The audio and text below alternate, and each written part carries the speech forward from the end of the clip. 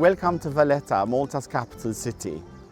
I'm standing before one of the most recent additions to the city, which is the Triton fountain, which was built in the 1950s. Maltese architect and a Maltese sculptor, Apap and Anastasi, created this beautiful fountain, which unfortunately today is being cleaned and therefore it's not in use. Valletta is a very eclectic city, even though it is basically baroque. The most important thing is that it is surrounded by great ramparts, and we will see the ramparts as we move into Valletta. This is the entrance to Valletta, which we are seeing now, which is what we used to call Porta Reale, King's Gate. Today it is the gate into the city of Valletta, designed by Renzo Piano, of course ultra-modern and very contemporary.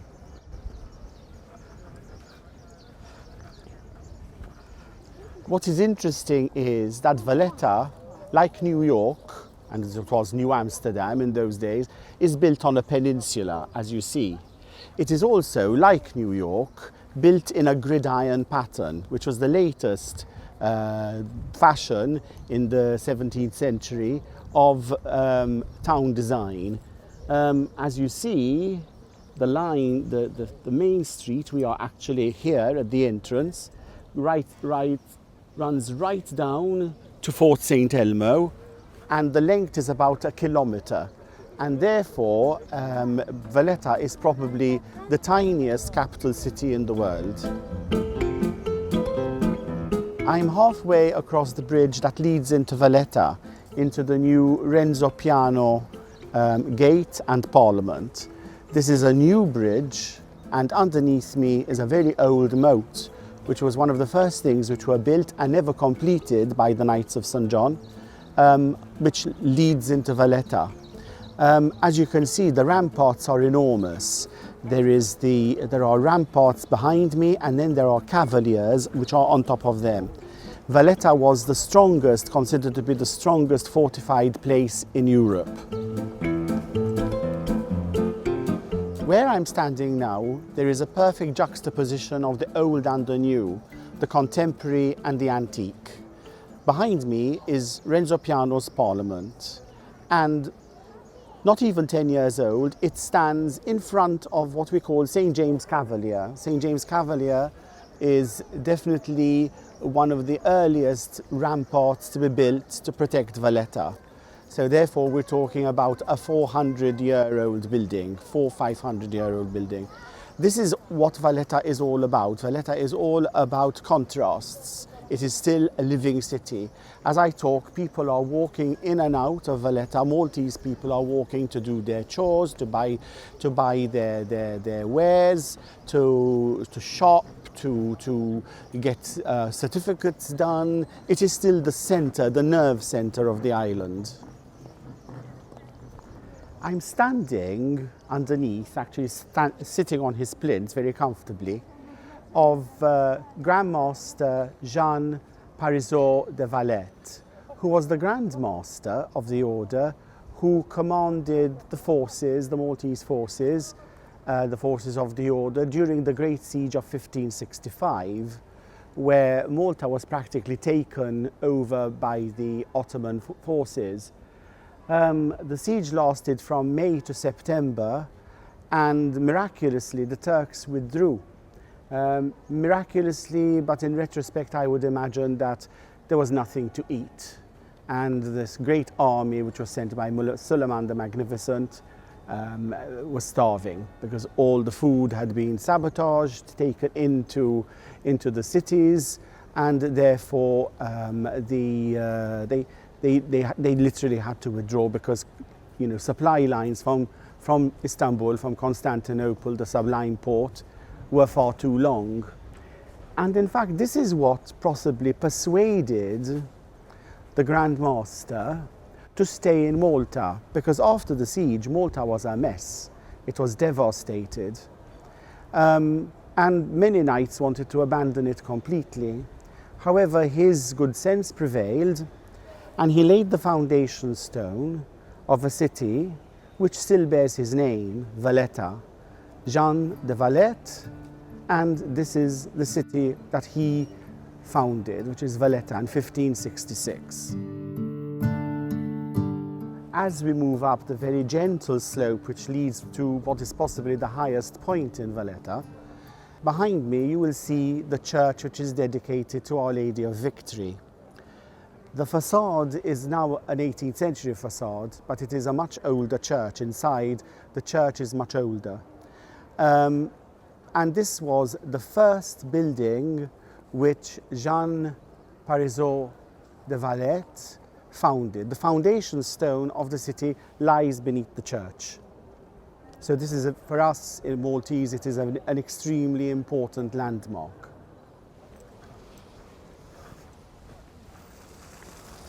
Auberge de Castille, one of the 7 auberges which were built in Valletta.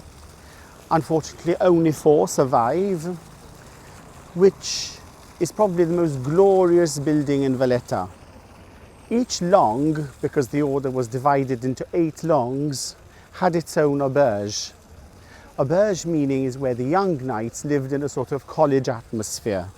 In fact, I sometimes think that the Grand Master was rather like a harassed headmaster of some public school like Eton or Harrow, with all these young bloods always up to something, and he had to keep them in order. However, the Auberge de Castille, which was built by Grand Master Emmanuel Pinto de Fonseca, who was Portuguese but was also head of the order and head of the Castilian long, is probably the grandest. The architect was Andrea Belli. Today, it used to be during the British period, it was the House of the Admiralty, and today it is the Prime Minister's office. It is definitely one of the most beautiful buildings in Valletta, definitely without a doubt. Grand Master Pinto, his bust is above the door, and his arms are juxtaposed everywhere. You can see the crescent moons in the window embrasures. His coat of arms are 5 crescent moons. There was a legend about how many Turks he killed on some skirmish in the middle of the Mediterranean, but that's probably apocryphal. However, these are the stories which we were brought up with, you know, sort of as children. Why does Grand Master Pinto have crescent moons? Why does Grand Master Villena have a winged hand?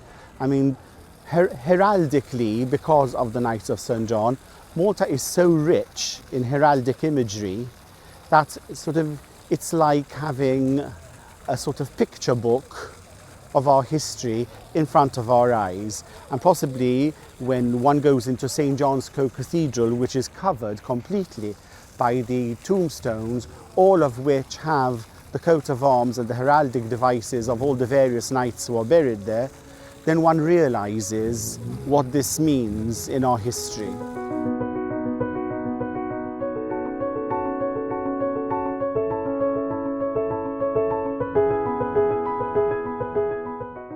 I am standing on the belvedere of what we call the Upper Barrakka, which overlooks the Grand Harbour, Il Port il Kbir, which is the reason why Malta is an island which is different from any other, why its history is so unique.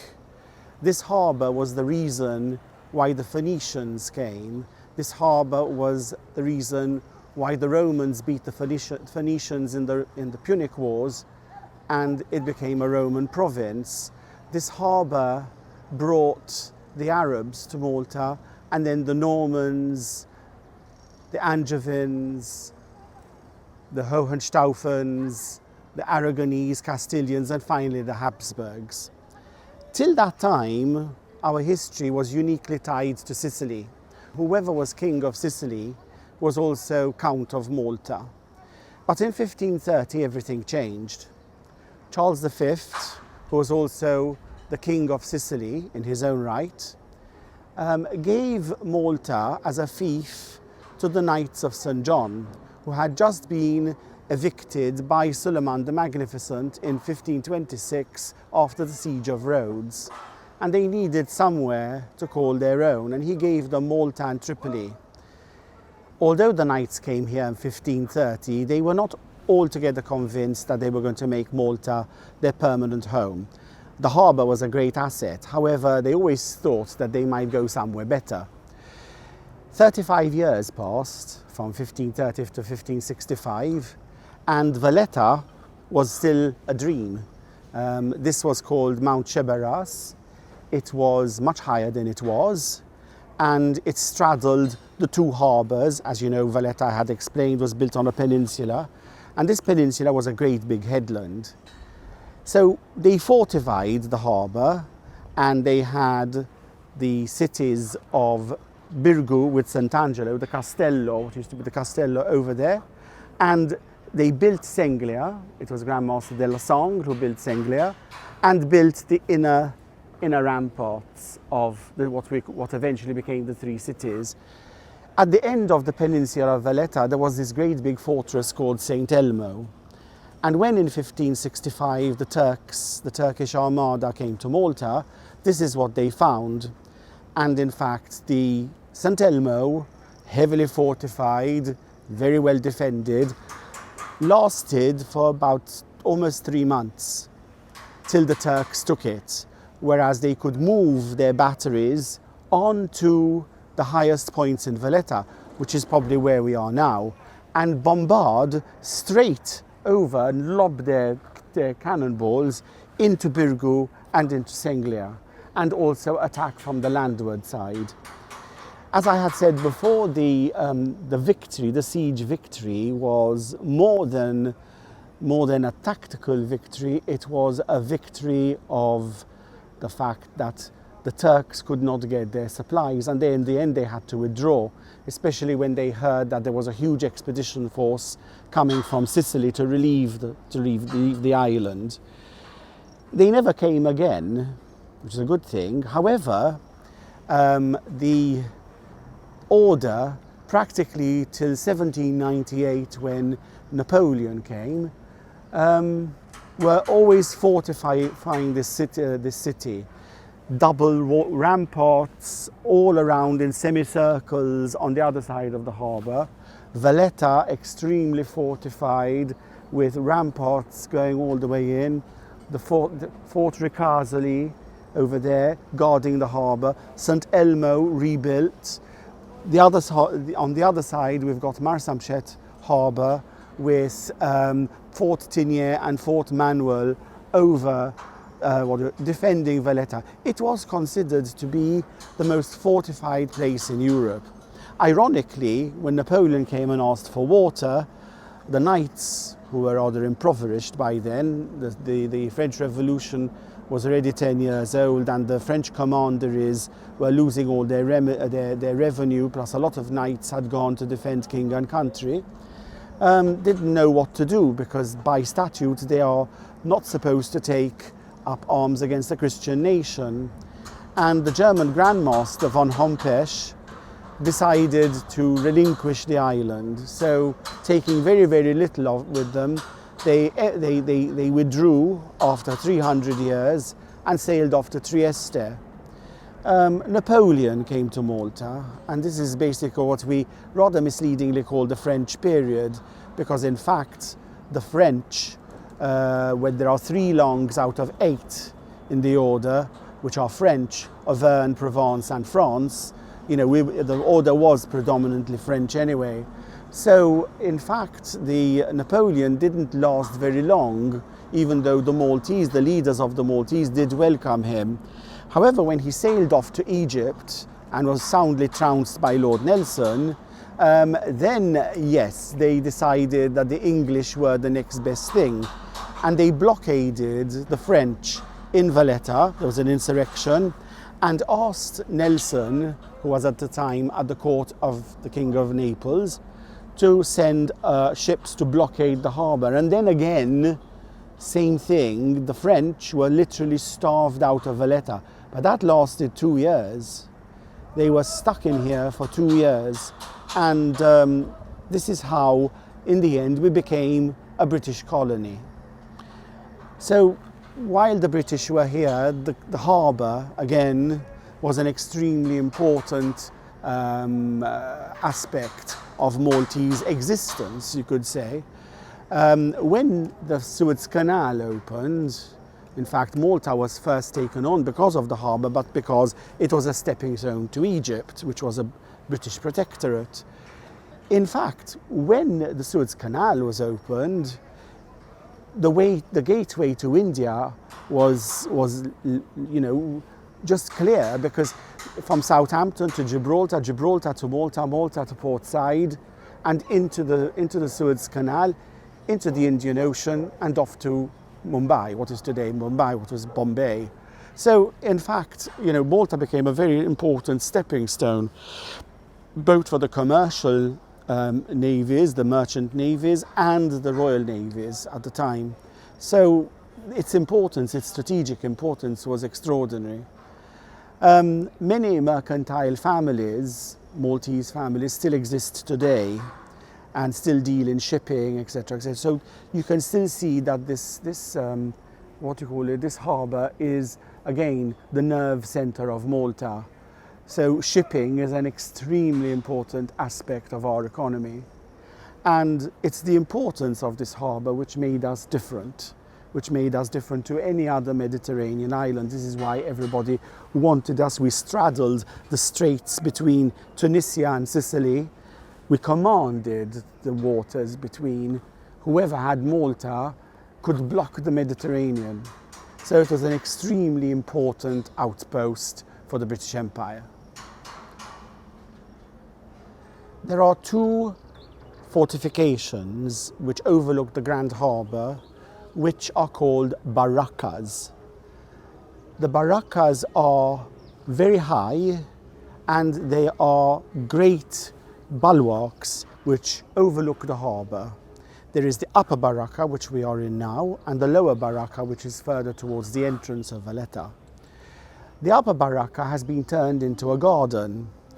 The garden overlooks, has a panoramic view right over the harbour, but then also it has monuments to various politicians, various rulers of the island, including British ones.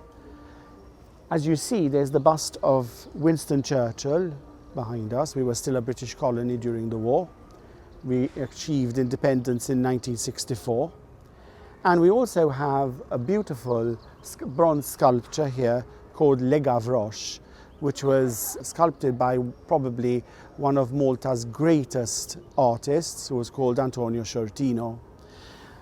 The whole ambience of mixing horticulture, trees, and actual fortifications was a British invention. And we Maltese have kept this tradition up to this very day. In fact, the Maltese culture is I would imagine, a wonderful European and Anglo-Saxon mix. And this is why what creates Malta, what makes Malta Malta, is a very unique blend of different cultures. You say, what is Maltese? Maltese is basically a mixture. This is why we are so rich, and we have such a rich heritage and a rich cultural tradition. So this is basically what Malta is all about.